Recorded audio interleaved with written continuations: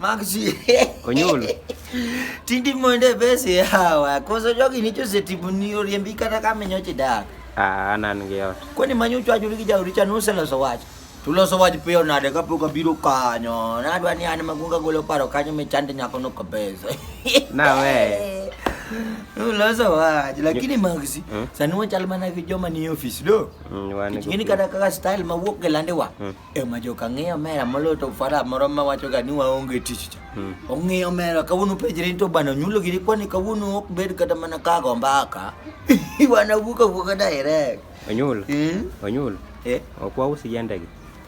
Yandegi to dango usi. Lakini ng'oyo pachi para moko mani juricho. Bana kende in gi paro moro ma jomoko ing'e jomoko miluongo ni misumba ka. In gi paro elano. Pach musumba ing'e ni paro moro ma en gimo chamono sano mane gimo togo. Misumba. Misumba. Ing'e mama misumba. Apenji ni Onyulo. Misumba en ng'ama chalo nade? Misumba ok en ng'at ma onge dhako. But nyiri to en go du mupung du. Kindi nyalo samoro kinene ko go simu tiwe no go simb tich kare chode. Mano misumba. To misumba achiel ni. Nitie gik imbi ng'e gik ma misumba ok nya wito. Bas, gik motamo misumba wito e ode. Ndalo moko ne an ka misumba don wacha duogo matin.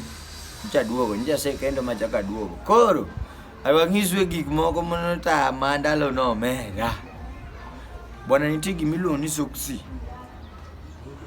Soksi to be kiyudo misumba man go to sawa. Soksi to gibedi gago. But kubedo go to soksi ni gimoro amora. En soksi mirwako tok luoke to se yiech tene mimako kode sufria. Ene mimako kode sufria chikuon kitedo. Soksi achiel ni ene miyuo kode wuoche to ene mirudho kode lak to soksi ni yawa soksi ni. Tene maka piyo pukore ti yuego. Tene mi ene dasa yawa soksi tiji mang'eny. Tene mabesa mano ko winjo kaluyo chame samo tedo kuon no liet nege to yuego. Mano soksi. Number 2. Number 2. Toothbrush. Ger rudho lakni. Be kiyudo manigo to gonero kamano be eneno go miya medol mondi kor kidhi yale kut madongo ka. Koro ineno kaka ndalo moko mane kes moro chando uru giricha. Ne gidhi mana dhi. Koro mago kes mitere dhi. Kiyudo ka en gi toothbrush. Mano koro en ng'ama duong' idhi yale kot maduong'. Omena mametu donjo kode kot. Kare toothbrush ni ose yuego gimoro amora. Toothbrush ni emoyuogo wiye. Iwinjo?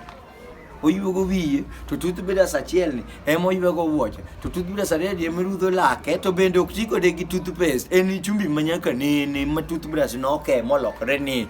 Matinde toothbrush lagore ge bunde. Koro lake ka ok nosegudore modok. Iwinjo? To toothbrush achiel ni te manyiri te moselime. Rudho go lak ge yawa. Kare mang'a manade. Number 10. Underwear to kwa bi wuoye. Underwear to ne katinde gi ketho. Kanyo to we. Underwear dong tinde gilokre giluongo ni boxer. Dong ineno ka gino gi jomako nyaka jo apiko. Piki miluongo ni boxer no rach kabisa. En piki magada kirado go ng'ato ka riembe. To king'iye maber to jogo korite. Iyudo ka wuon piki no chamo piki kabisa. Ok timne service. Te od misumba ibiro yude underwear moro ma en ok wite ga. Kami ng'awe be ng'awe korot kanyo en onge ga.